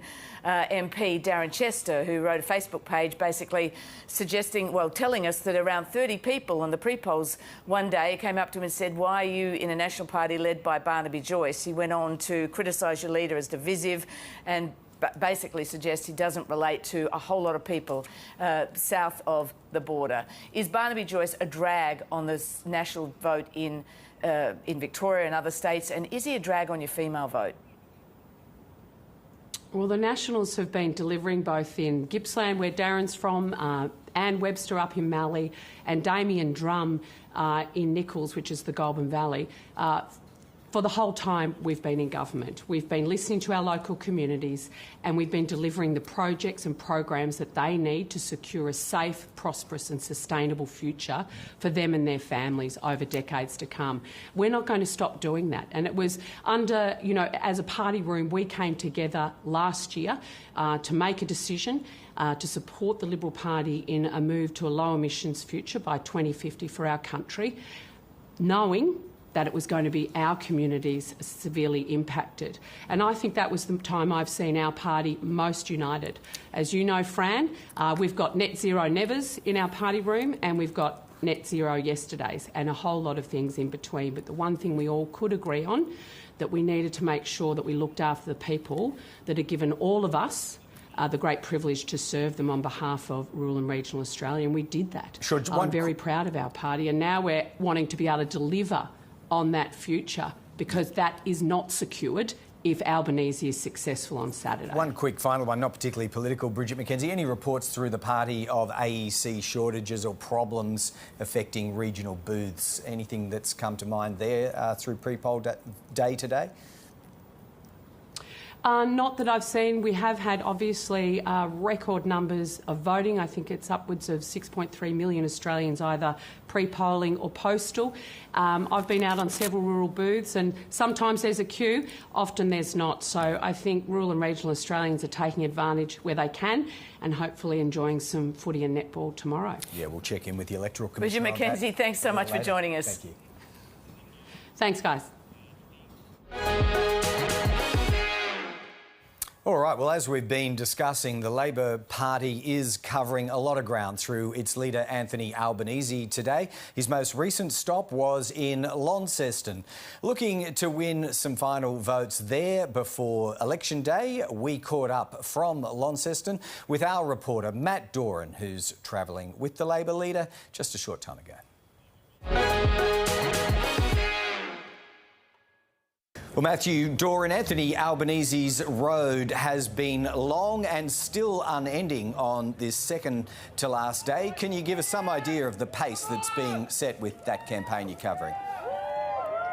Yeah, Greg, good afternoon to you. We started the day in South Australia. We're now in Launceston. You will see Anthony Albanese just arriving here at pre-poll in northern Tasmania. We are in the seat of Bass, one of the seats that the Labor Party is targeting incredibly hard in this electoral campaign. Anthony Albanese setting a pretty cracking pace. He woke up in Sydney, he flew to Adelaide, he held an event in the electorate of Sturt. Not normally one we would think is going to be up for grabs at this election, but one that Anthony Albanese appeared in this morning in South Australia, in Adelaide, alongside the former Prime Minister Julia Gillard, then going on to a school in Boothby, the seat in South Australia that everyone really talks about as being in play, also appearing alongside Julia Gillard and the very popular South Australian Premier Peter Malinauskas. We've now flown to Launceston. We only landed a couple of minutes ago, whisked onto a bus, brought here to a pre-poll station, and Anthony Albanese now, as you can see, where all of those placards are over there,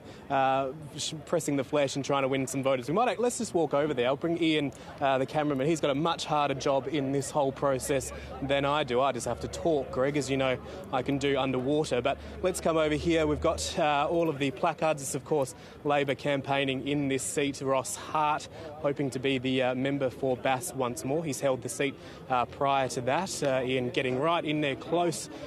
We've got Anthony Albanese there, as well as his partner Jodie, who is joining him on the campaign trail. So it's all happening here at the moment. You can keep asking me questions, Greg, while Ian tries to get into that scrum, and I'll do my best to explain to you what's going on. I will. I was curious to judge whether many of the placard holders were friend or foe, and it does seem very clearly from that shot being provided by Ian that it's weighted heavily in favour of friend. But if he's good and true to his word, Anthony Albanese, then Matthew Doran, he does have 4 states to get through today.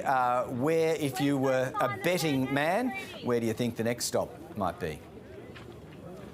We are being told, Greg, that we are going to be heading to Victoria after this appearance here in Tasmania, in northern Tasmania.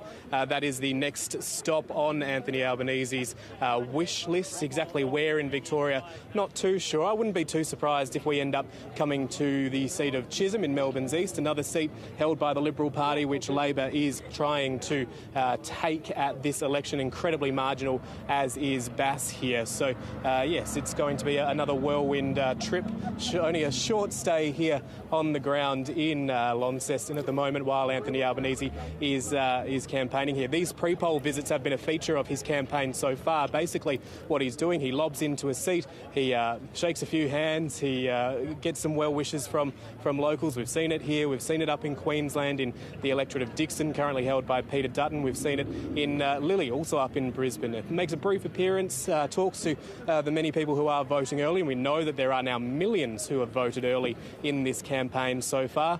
And then he chuffs off. It's a very brief appearance, and yes, off the other side of Bass Strait after this, we believe. Well, if there's a hung parliament after Saturday night, and there could be, one of the people who'll be in the negotiating seat is independent MP Andrew Wilkie, who joins us now from his home in the seat of Clark in Hobart. Andrew Wilkie, you're there in isolation. You're suffering a little bit from COVID, so thank you very much for joining us. How are you feeling? Oh, g'day, Fran. I'm feeling well, actually, just like a bad cold. A lot better than a lot of people have fared. Well, that's good. Difficult timing for you. The polls are tight, not so much in the seat of Clark where you are. You've been around a long time in politics now, Andrew Wilkie. What do you think the likelihood is of a hung parliament tomorrow? Oh, look, it really is anyone's guess. Looking at some polling that was released in the Financial Review today, it still shows 30% or more minor party, micro party, independents, undecided. It really depends which way they break. It's a curious thing, though, that both major parties are still stuck in the 30s on their primary vote. So, as I say, it depends which way all the others break. I think it could go in any direction from here. Possibly a power-sharing parliament, although maybe more likely a majority government. OK, well, you've been here before. If it is hung parliament territory we find ourselves in, you did a deal with the Gillard government to help her form majority back in 2010. If it's a choice, and if you have any say in it, if it's a choice for Liberal or Labor to form government, who could count on your support? Well, Fran, I've made it very clear that if no party has an absolute majority, then I won't be doing any formal deals with either of the parties to help them form government. I learned a lesson back in my first term, the 43rd Parliament, when I was elected in 2010, and Julia Gillard was looking for numbers to form government. I learned back then that if you do go into a formal deal with anyone, then you're effectively on a short leash and they can take you for granted. Whereas if you don't have a formal deal, it's every vote on its merits. And I suppose that brings me to your question. You know, what do I do on that first day if there is a vote of confidence in one party or the other? Well, I'll have to decide at the time based on a whole range of factors. I mean, I can't answer the question right now because we need to see who gets the most votes, who gets the most seats, what the sentiment is in my own community, the nature of my own community. I mean, obviously this is traditionally a Labor seat. I've got to be mindful of that. But we'll just wait and see what happens. So just to be clear, am I hearing you right that you wouldn't actually negotiate with either leader to give them a number in their camp that they could then take to the Governor-General? You wouldn't be doing that? You wouldn't be sounding them out on certain issues? Oh, of course, I would be talking to both major party leaders, about the issues, what's important to me, what's important to them. But crucially, and this is the difference between now and 2010, that if neither major party gets a majority of seats, then I will not be doing a formal deal. I mean, last time I had an 8-page written contract with Julia Gillard and the government didn't honour that contract. So, what is the value of your word in Canberra? So, Andrew, sorry to interrupt you. It's just that a lot of the commentators say if Labor if Scott Morrison gets to 74, then he can probably form government with the support of Bob Katter and Rebecca Sharkey, who we've spoken to on the program. And if Labor gets to 74, they can probably form government with Adam Bandt and Andrew Wilkie. You saying Well, I think we're jumping between two quite different things here. One is the formal deal, all the theatre of 2010 when you had Robert Oakeshott, Tony Windsor, Adam Bandt and others, hugging Christopher Pyne in the courtyard and written contracts. What I'm saying is that this time around that won't happen. This time around it will be every vote on its merits. I mean, ultimately, though, I acknowledge that if it is a so-called hung parliament, a power-sharing parliament, I prefer to call it, then everyone who's elected, every person who's elected to the House of Representatives, they're duty-bound to be constructive and to ensure that a government is stood up. And I will do that. And if it meant I had to, say, give a letter of providing a certainty of confidence initially, at least, then I would go that far. Okay. But there'd be no reams of paper and contracts that probably won't be on it anyway. Just finally, you're in Tasmania. Both leaders of the major parties have spent a lot of time visiting Tasmania, particularly to the north, the seats of Bandt and Brass and even Lyons. What's your feeling there in terms of how Tasmania will vote tomorrow night? Well, who knows? I think Julie Collins in the south is very safe, although there's a very good candidate up against her, Anna Bateman from the local party, who you have to give a chance. I think Brian Mitchell in Lyons is probably safe. The pollsters are saying that's in play, but I think that'll be safe Labor. But then up north, Bass and Braddon, it's anyone's guess. The polling and the bookies have both got Bass and Braddon as very, very close, so I think they could go either way. In my opinion, I'd love to see Bridget Archer returned. She's a fabulous member of Parliament, and what she did in the dying months of the last Parliament, crossing the floor for an integrity agency, and expressing concern about cashless welfare card, also concerns about the religious discrimination bills. She showed real character, so I'm hoping Bridget gets up in Bass, but it's anyone's guess in Bass and Braddon. All right, Andrew Wilkie, well, we'll see whether you're on the hot seat after tomorrow night. Thank you very much for joining us. Hope you get better soon. Good on you. Thanks, Fran. Well, when the big numbers start to drop tomorrow night, and we'll all be hanging out for those, Fran, sometime after 6 o'clock Eastern Standard Time, ABC data analyst Casey Briggs will be in the thick of it, picking trends and bringing the latest to you, working alongside Anthony Green, of course. Casey's with us now, and Casey, already we're getting these reports from politicians who've joined us on the program this afternoon. Pre-polls are swelling, as you would expect. We might even hit 50% by the time polls open tomorrow. We're pushing pretty close already. Yeah, certainly a lot of people have voted. So the numbers as of Thursday, kind of close of polls, 26.8% of people had pre-polled, so that's at an early voting centre, so 4.6 million people. Add on another 9.5% of people who had returned their postal votes already. Add about another 6% of people who had applied for postal votes. Not all of them will postal vote, but most of them will. So, yeah, we're getting close to, what's that? That's 40-some percent. Right. Yeah. And that's not counting today. And that's not counting today. So we are looking like yesterday was the biggest ever day of pre-polling in Australian history. Pretty good chance that today will break that record again. So we're looking at a very, very substantial number of early votes, and that's despite the fact that the pre-poll period's only 2 weeks this time. Yeah. It was 3 weeks in 2019. Mad last-minute dash around the country by both leaders. We've been talking about it. Does it give us any clues, Casey, to the seats that in focus, and has that narrowed, their focus on certain seats narrowed? Well, there have been a lot of places this week, so I think they're really spreading. And you track them on that heat map of yours. Yeah, it's been a real job to track them this week, I must say. What we're seeing really is the seats that they're coming back to over and over and over again. Some of them are exactly the seats we expected when this campaign kicked off. I think we were talking, Greg, on day one of this campaign about the seat of Bass and the seat of Braddon. Bass is one of the most visited seats by both of those campaigns. The poor people of Launceston must be sick to death of those campaign buses and the journalists. If they're paying any attention to exactly. But then there are a few seats that maybe hadn't necessarily been quite on our radar as quite the intense. You know, we knew Parramatta was of interest. We didn't quite expect that the PM would come back to Parramatta, 6 or 7 times? Yeah, 6 times. Through this campaign. And so there are seats like that, Leichhardt, I think, as well as one that we didn't quite expect. You know, I don't think it was on our radar as a really hot target, but it's one of the most visited seats in Queensland. What about Bennelong, one that the Labor campaign probably swung on to a little bit later in the piece. I think, you know, early on there's a bit of, you know, probably a bit of campaign tactics in where those leaders go, partly to sort of cover a lot of ground. Maybe it's partly to telegraph messages about things they care about. Maybe it's to throw other people off the scent. Right. But, you know, as the campaign goes on, the seats they keep coming back to and the seats they really focus on as people are switching on to this campaign have told us a really interesting story. Bennelong, one that Labor hopes to win in Sydney.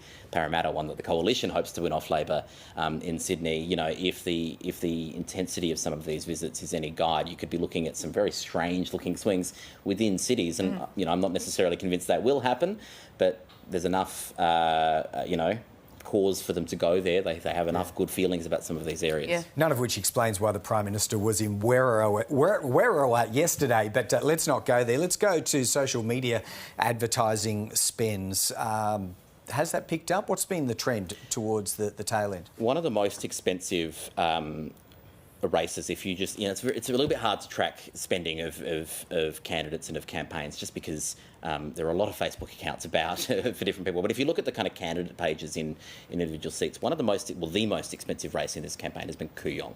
Right. That has been the case through, the last 6 weeks, and in fact even longer. Just in the last couple of weeks, it's even stepped up more. We're seeing Josh Frydenberg and Monique Ryan, the independent challenging, they're really flooding that seat with advertising. It is the most expensive individual seat campaign that we've seen. It's not all under the radar. Everywhere you look, there's a billboard or a walking billboard, or most of them Josh Frydenberg's, to be honest, but not all.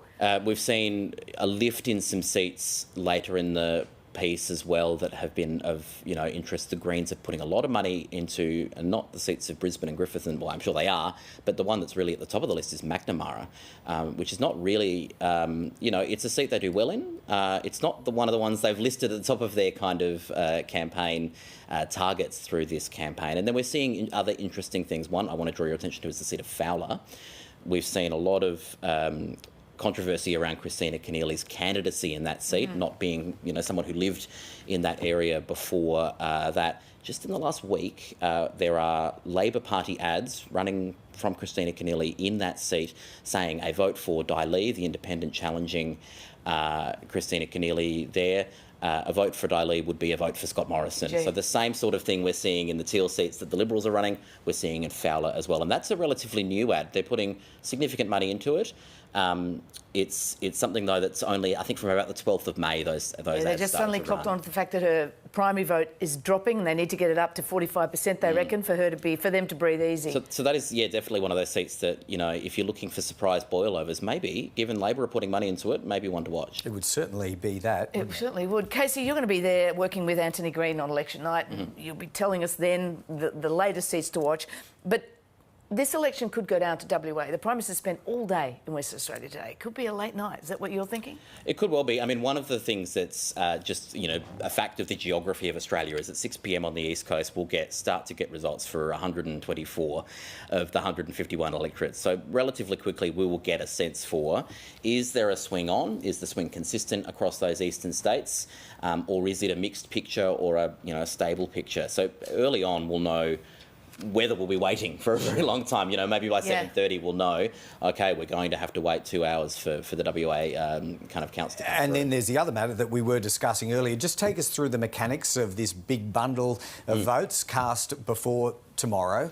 How will the AEC deal with those? So the postal votes, as always, will not be counted tomorrow. They will be kind of set aside and dealt with starting a little bit on Sunday and more on Monday, Tuesday, Wednesday. All of the pre-polls that are being cast, so we're at 4.6 million of them so far, probably another 750,000 or more tomorrow, so we'll be at 5.2 million or more. They will start getting sorted and counted tomorrow.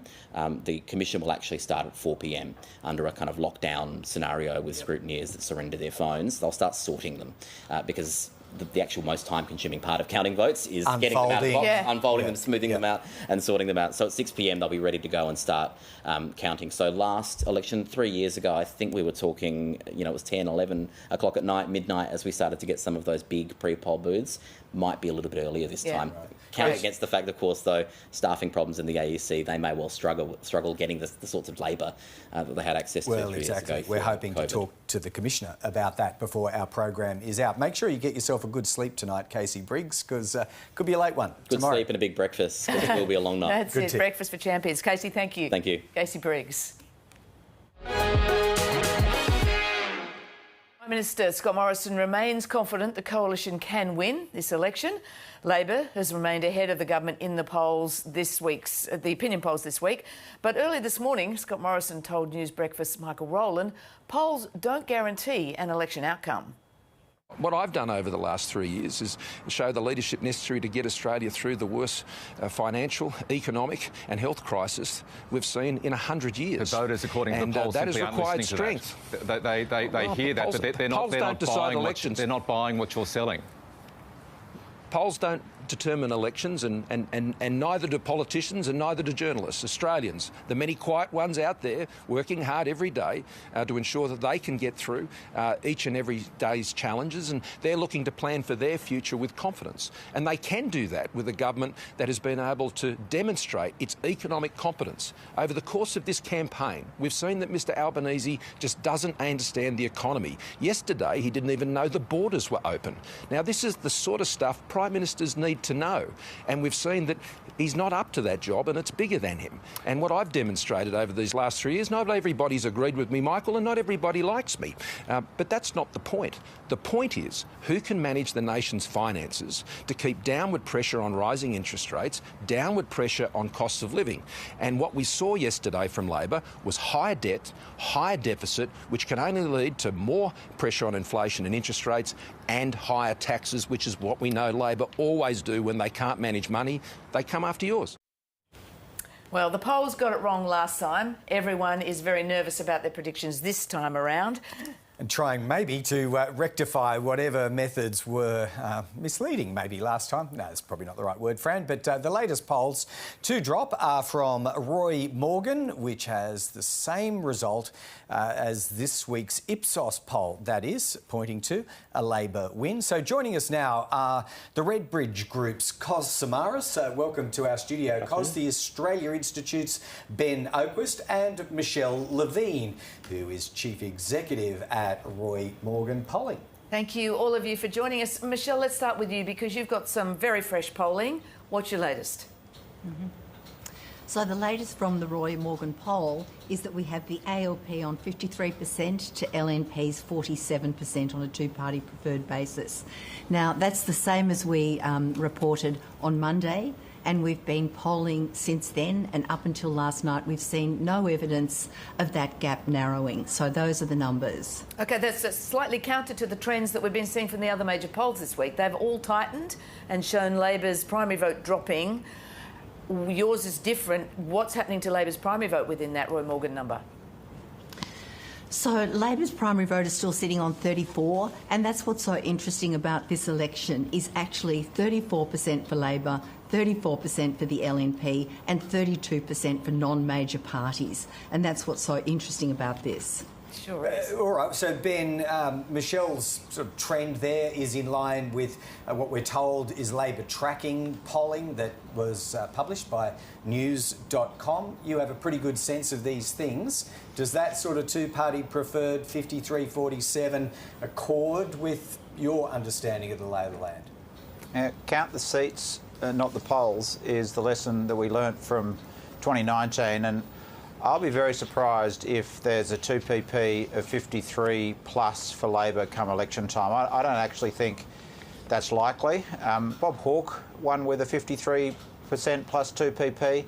Kevin Rudd with a 52% plus 2PP. So I think they're at the outer ends of what people are expecting and what the pundits are thinking, what the political parties on the ground are thinking. I mean, Labor's got to win seats and Morrison's got to not lose seats. So I don't think, I'm not sure even those primary votes will be too close. I think those primary votes will be closer than some of the other polls. We've seen another poll this week having primaries on a collective, 34 and 31 together. They're not going to be that low for the major parties. They're going to be higher. So here's a terribly bold prediction to make. Yeah, make your bold prediction. Make your bold prediction, come on. Yeah, this is a terrible thing to do on election eve, but we're going to have another polling failure. These polls are going to be wrong. The question is by how much they're wrong. And the primary votes aren't going to be 34 or 31% combined, and Labor's 2PP is not going to be at 53.5, which is the current average of all polls. But the question is by how much they've narrowed and how much that failure is, and critically, as we can come to this, which seats Labor is going to win or which seats are the coalition going to win combined. Yeah. And I think that all points to more likelihood of a minority parliament than not at this stage. Let's talk a few seats, because I think I'm right in saying you've been polling for the Teal candidates or some of them. Just make an important note here, not giving them strategic advice, just doing some polling for them, because you're a polling company at Redbridge. What can you tell us? Will any of the Teal candidates get up on the numbers you've been seeing? Based on the numbers that we've collected now over the last 6 months, I would say at least 2 to 3 seats. On average, the Liberal primary in all of these Teal seats is below that critical threshold, which is 45% primary. We've not seen a primary vote for any of these Teal, the main Teal sort of contestable seats for the Liberal Party, nor for 45 throughout this entire journey. Just take us through that primary vote analysis. So Liberals are in trouble in these Teal seats below, in some of them. Below 45. How low do you think it goes? The lowest 42, your guys, well, Teals win in a cakewalk? Yeah, so the lowest we've seen the Liberal Party's primary in some of these seats is around 35. Can we name names? Which 2 or 3 seats are we talking about? North Sydney is in particular, where the primary has been quite low for Zimmerman. And with Tim Wilson in the high 30s. In Goldstein? We have seen Josh Frydenberg's primary fluctuate between 38 to the low 40s. The problem they have in this situation is that in most of these seats, every polling methodology is going to underreport what we define as young voters' in voting intention. So all pollsters struggle to get young people onto the phone or onto the online surveys to get them to participate and get a real accurate read of what that constituency is thinking. So I would expect that in some of those seats that vote will actually go much higher. Cos, just before we leave that though, can you say, I mean, you've been doing numbers throughout, I don't know what your latest are, but I was in Kooyong earlier this week, and certainly I thought the Liberal Party candidate Josh Frydenberg was feeling much more positive that day than he had been the week before. Can you name which seats you think the Teals will win? It's really difficult, but I would say Wentworth's right up there in terms of the number one seat that I think will fall on the night.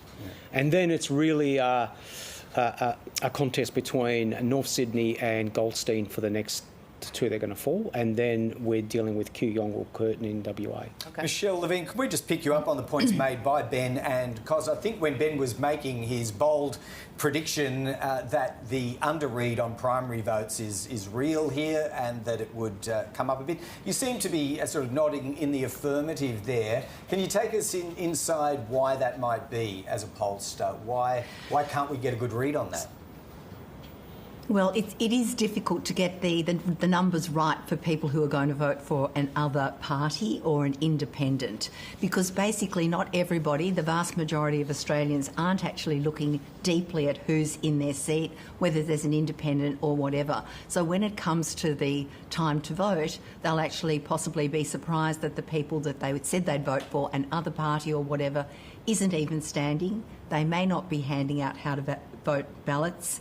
And I think the other thing that happens, which is why we often see the Green vote shrink from what people tell us they're going to do to what they actually do, is the voting is still a pretty serious thing. You go in, you're there by yourself, you're making, writing on a piece of paper, you're not impressing anybody, and people do something very sensible. So often these alternatives, the kind of angry, I'm anti the major parties, disintegrates a little bit. But this election, this is a really large number. I mean, typically we've seen the previous election was about 24% were saying they'd vote non-major party. Prior to that, sort of 14, 15. And in fact, it's not since 1906 that there was actually an election where the 2 major parties got less than 40%. So it is strange, but I think that the Teal candidates have actually brought about a place for people who are frustrated with the major parties to actually cast their vote. Okay, and have they brought a place where women might vote? Let's talk about the female vote if we can for a minute. Michelle, to you first, because I'm just interested in what your polling's shown on this.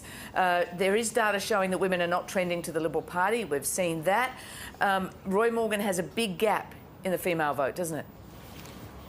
We do indeed. So that if we look at just women's vote, we see a 2-party preferred would be 55-45 in favour of the Labor Party. And really that started with all of the Brittany Higgins issues, and the women's vote really never returned. So it's very much an interesting thing that women have actually moved away from the LNP and that the Teal candidates happen to be women. Ben, last election, women voted for Scott Morrison in bigger numbers than were tipped, and bigger numbers, I think, than we'd been expecting because of the polling. What do you see the impact of, if at all, a female vote this time around? I think it is it'll go down as one of the defining issues of the 2022 election. Our pollings had an 8-point gap between Labor and Coalition voters when it comes to women, and undoubtedly the Teal candidates are one of the big factors of 2022. When the history books are written about this election, that'll be one of the defining things, and that cleavage that is essentially happening on the centre-right of politics was the rise of these Teal candidates, is partly driven by the women's vote and partly driven by women's issues. It's no surprise that most of those seats are being fronted by women Teal candidates, and they've run on issues of climate, integrity, and to a large degree women. And all the polls have shown that gap. And I think whatever happens on election night, those issues, women's issues, could be childcare, or the treatment of women in politics, plus integrity, plus climate, are going to be bigger factors in the next parliament than they were in the last one, as politicians react to that vote. Now, whether it's enough to tip individual candidates over in individual seats, we'll find out tomorrow night. But I think they've played a big role both in shaping the debate and in how people are voting in key seats. Cosmaris, how conscious do you think the Teal movement, if that's the term, are of this phenomenon? Ben's sort of suggesting there would be a counter-response from the parties in the next parliament to this female gendered vote phenomenon. But do you think they're conscious, the Teals, of becoming the foundation stone of a third force? I'm talking particularly, obviously, the lower house. Not many have ever secured swags of seats on an ongoing basis there. I think mildly they would be conscious of it, but they're more of a product of what we define as a new phenomenon in this country, and that is professional women. There's always in every election a fixation on, let's call it the tradie vote, which of course Scott Morrison has driven home many times since the 2019 election win. The professional women cohort within the Australian electorate has surpassed tradies in this country as the biggest voting bloc, and I would say that the Teal movement is a product of that. Right. Yeah, it raises the question to me, have you seen, we've all been watching this campaign closely, we all have you seen much evidence of the Prime Minister's campaign trying to address that, the gender divide? Far from it, in my opinion. I don't think they've made any attempt to talk to that constituency. They are fixated on the battle they fought in 2019, and I think they're going to be paying a price for it tomorrow night. Michelle, what do you think? No, I don't think that Scott Morrison's even understood it, to be honest. I think, talking about his wife is a very old-fashioned view of women. But can I make another point, and that is that there are two issues that are really important to women. There's lots, obviously, but the cost of living is one of probably the most important issue for most Australians, and it always is. So there are issues like the environment and all other issues that are important, but cost of living, it comes down to that. Now, in this particular election, it's occurring at a time when the economics tell us that CPI has gone up, interest rates are going up, people are frightened of cost of living, and women in particular. And then you have the other people for whom cost of living it's almost like an academic argument. So if you're relatively well off or very well off in the seats that we're seeing the Teal candidates, then the issues that you'll be most concerned about are not those cost of living basic needs. They will be things like women's rights, there'll be corruption, there'll be the environment. So on both of these issues, which women feel very strongly about, the Liberal National Party and Scott Morrison have had a bad run. Ben, just briefly on this, but the Scott Morrison's bulldozer moment, I suppose, was clearly directed at what was coming through on the polling for the Liberal Party. I mean, that's how most people interpreted it. Well, I put it this way, is that both sides in this election have thought to make it a referendum on the other side, and Albanese has wanted to make it about Scott Morrison's character, and he finished up today by saying don't have 3 more years of Scott Morrison, and Morrison's clearly unpopular with certain segments of the electorate, and he's seen to be unpopular. On the other hand, Scott Morrison is wanting to paint Albanese as weak, and that he's strong and Albanese's a risk. And in some ways, I'm struck by something that Dennis Shanahan wrote some time ago, that Scott Morrison knows he's unpopular. He knows he comes across as a bulldozer. But if he can paint Albanese as weak, then in the end, Morrison thinks the meanies beat the weakies, to quote Dennis Shanahan. So I think he's relying upon that pitch, and maybe by and large that pitch works to a certain cohort in the population, but maybe it doesn't work with women. Yes, he has tried to address things late in the campaign by saying he'll change, and I think that was a response really to some of Albanese's best lines about this being a tired old government and you don't want 3 more years of it. So he sought to address that with the change message late. We'll find out whether that's worked on election night. We will. Yeah, Cos, on the cost of living issue raised by Michelle, do you agree with the analysis, I know it's been out all week, that says the Teals are in that second category that Michelle described? People are going to them because they don't feel keenly cost of living and economic pressures. They're more in the values camp around climate change and other issues. Is that the constituency that the movement's built on? In part, that's correct. They are driven by the Teal candidates' commitment to climate change, taking action on climate change. That has consistently come in our work as number one right across the board, across all the seats we've researched.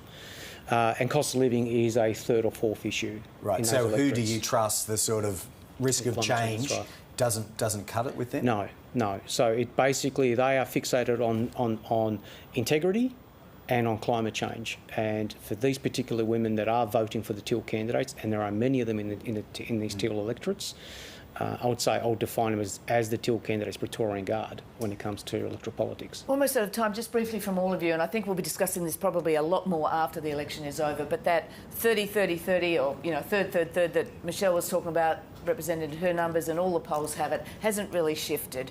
What does that say about the relevance of the major parties? Quickly, Cos? Our democracy in this country is fragmenting. And I would expect that trend to continue unless the major parties do something drastic and address the discontent that's out there in the community. And maybe the issue of trust, which is a big piece of work that Roy Morgan does. What do you think about that third? Michelle? Yeah, there's no question. This election, we went into this election when Australians were strongly distrusting the government, Scott Morrison, and most government instrumentalities. So distrust was one of the most powerful issues. And where distrust breaks out is in a lack of support for major parties. And I'd really like to say it's not just going to be women voting for these Teal candidates. It's going to be men as well, the socially progressive men. It's not just a women's issue. OK. Ben, just finally from you, the position about the minor parties and support, what's going on? Well, I mean, there has been a long-term trend in Australian politics. The major party vote has been declining. It's approximately 75% at this election, and there's every chance it'll fall further. It's in part of that is about a distrust in politicians that's bleeding to a loss of faith in democracy itself, which is, a part of a global trend and a really worrying one that we need to address in our democracy. So it seems to me that, this election, some people have dubbed it the integrity election, and it seems to me whatever happens afterwards, we will be looking at ways to address that decline, not just the major party votes per se, but the decline of loss of trust in politics and democracy. And that's why the Federal Anti-Corruption Commission with teeth is being put forward, but also why issues like truth and political advertising are gaining ground as people look for some practical measures that can help put a floor under that loss of trust in our democracy. Well, there'll be some lessons to be learnt either way, whichever way we wake up on Sunday. And Cos, we'll see you on the ABC TV coverage tomorrow night. Absolutely. David Spears' panel. We've seen all your set there. It looks fantastic. Yep, thanks for your thoughtful analysis to the entire team, and Ben Oakwist for some repeat appearances throughout this campaign. Cos Samaras, Michelle Levine, Ben Oakwist, thanks for joining us today on Afternoon Briefing. Thanks for having me. Thank you. Changes to voting rules will be made to ensure that all Australians who are struck down with COVID-19 will be allowed to vote in the federal election. The original legislation meant that anyone who tested positive before Tuesday but didn't apply for a postal vote could not vote on the phone. Yeah, so the Australian Electoral Commissioner requested some changes which have now been accepted by the government. Special Minister of State Ben Morton says he's been working with those voting officials for about the last 48 hours now. We want to make sure that the telephone voting system is available for those people that have no other ability to vote other than this. What today's change does is to give access to this system for people that had access to the postal vote system but didn't use it. This is a way in which we can make sure that people consider their choice at this election very carefully. As we said, it's a choice between a government you know and an opposition you don't know. It's a choice between a strong economy and a weak economy. It's a choice between leadership that is certain, that's going to provide a stronger economy for a stronger future. Ben Morton, Special Minister of State, slipping a little bit of party political in at the end there, but there's a substantive issue around around the conduct of this election and these late tweaks that are being made. So why don't we talk through that and some other information that you might need if you're still planning your vote tomorrow on polling day proper with the Australian Electoral Commissioner, Tom Rogers. He joins us now. Welcome, Commissioner. Why don't you give us an update, first of all? How has the reinvigorated telephone polling team gone today? You were warning of big delays, long waits. How's the performance been and the numbers through it? The performance has been pretty good, Greg, to date. Of course, it's early days because tomorrow will be the big day, but the vote has been progressing smoothly. We've asked people, just as a reminder, when you do use that system, please be prepared. It's critical that you don't get on there and gum up the system by not knowing exactly the way you'd like to vote. And when you register, you'll be able to access the ballot papers and make some decisions before you do so. It's working really well. We've spent a lot of time over the last few months putting this emergency measure in place. And we're hoping it holds up well tomorrow as well, but there could be some queues involved. Yeah, OK. I want to come back to the actual, telephone polling and all of that. But some of the remote locations that, like Pyne, I'm not sure if I'm saying this correctly, Koinyama in far north Queensland in the electorate of Leichhardt. It's an electorate that will be tight. Still without staff, I think, for the polling station there. What's going to happen if people in those locations can't vote because they physically can't get to a polling station? What happens? Fran, I'm happy to tell you that as I'm sitting here, all of those staffing issues have been solved as of this evening. So all of the polling stations will be open now, will be staffed? As of this evening, that's correct. After a Herculean effort by everybody involved, including a range of partner agencies. And I just wanted to clarify a couple of things here. I mean, we have no magic wand. We're subject to the same issues that every other industry is subject in the pandemic. Just in the last week, we've had a 15% dropout rate, now 105,000 workforce. Last night alone in Queensland, 40 officers in charge fell out as a result of COVID. So I've seen some commentary that, the AEC should have been aware of this. Well, of course we have. 105,000 people. On our books, we had something like 270,000 people, of course, not all in the areas that you want them, but we've been working overtime to make sure that we can deliver the vote. Some communities, that means tomorrow we've chartered a plane to send people out. We've got our own staff deployed. I think my chief financial officer is in a small town 5 hours east of Perth.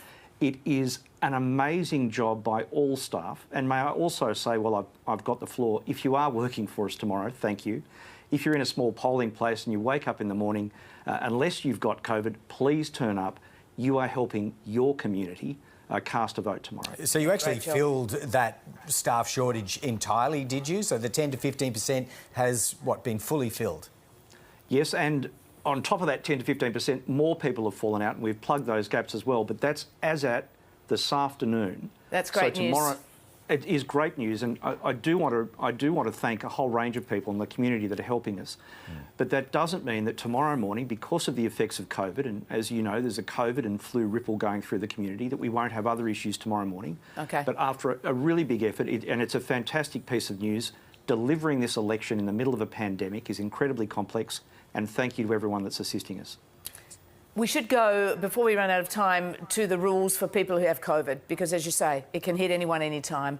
The rules have changed, thankfully, so that if you got struck by COVID from Friday on, you can telephone in your vote. Tell us how people can do that. Absolutely. Look, what I'd urge you to do is, step one, jump onto our website. All the information is there, or 132326. Our staff will talk you through there. We've got something like 6,000 public servants assisting us with this process alone, just the telephone voting. That's on top of the 105,000 workforce, and they're there to help you cast your vote. But again, please look at the ballot paper before you do that. So how do people do that, Tom? When they go online, they'll be able to register, and when they register, it'll show them where their ballot paper is, the ballot paper for their electorate. It's important that they read that. In fact, if you think about it, Fran, it's a community service to read the ballot paper so you don't gum up the system for everybody else. I know, just on expectations for tomorrow, when we spoke way back at the beginning of this campaign, clearly the Commission was planning for lines and delays. In view of the pre-poll take-up and postal take-up, what's your best estimate for, smooth throughput at the stations tomorrow? I think it'll generally be pretty good. Just an updated figure for you. As at the moment, and this will change, but I think I'm predicting that at the moment, or telling you that at the moment, something like 8.16 million Australians have either voted or applied for a postal vote. That's the largest number of pre-poll or postals that we've ever seen. The last 2 days have been the largest 2 days of pre-poll in Australia's history, and there's still a little bit of time to go if I look at the time over in the West. So if I think about the enrolled population and the fact that last time about 1 million people didn't vote, we're certainly over that magic 50% mark, which would indicate that we're heading towards a voting period rather than a voting day. Now, that's a matter for Parliament to decide whether they want to head in that direction, but it seems the community is certainly heading in that direction themselves. Tom, we're just about out of time, but what is that going to mean for election night and the counting? I mean, we know postal votes don't start till afterwards, but are you confident you have the staff to count all those pre-poll votes as well on the night? We will absolutely be counting all votes cast in polling places on polling day. We'll also, tomorrow night, we'll also count all of those pre-poll votes that are ordinary votes in their own division. But of course, the huge postal vote, this time around over 2.7 million applications of postal votes, well over 1 million more than last time, will slow down the process, and we'll have to wait and see how that goes. But it'll be a great day tomorrow. We're looking forward to it. Yep, and I suppose, the inverse of this big turnout is that it should make tomorrow just a little bit smoother, in theory anyway, Tom Rogers.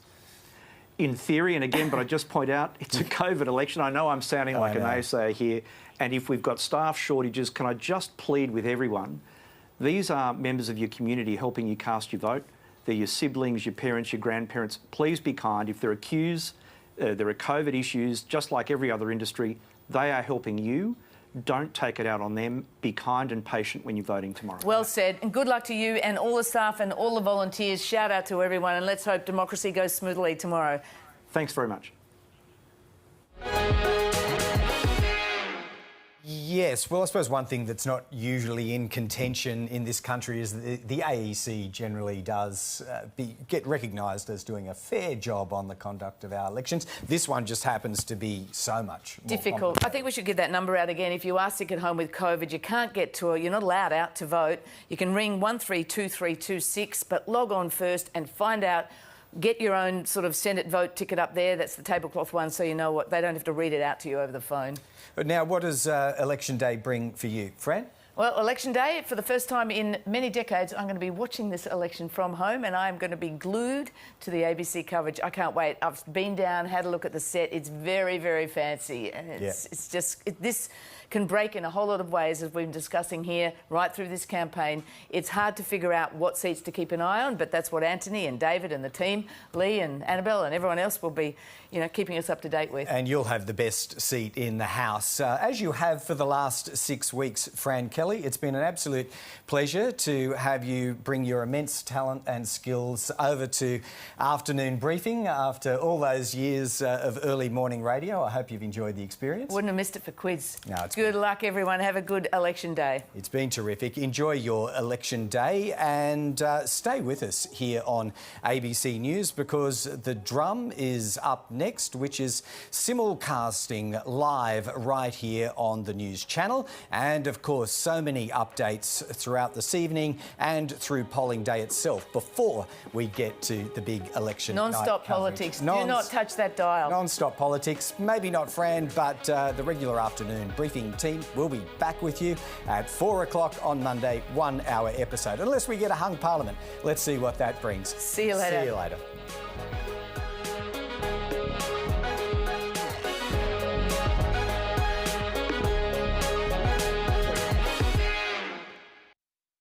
Look, it's a flashy gimmick to market the new season of Growin'. This is genius. Great advertising. Featuring your favourite advertising experts. Collect us all. Fully customisable to fit your personality. And they'll sing your favourite advertising jingles. No, we won't. But we will deconstruct the way that brands are trying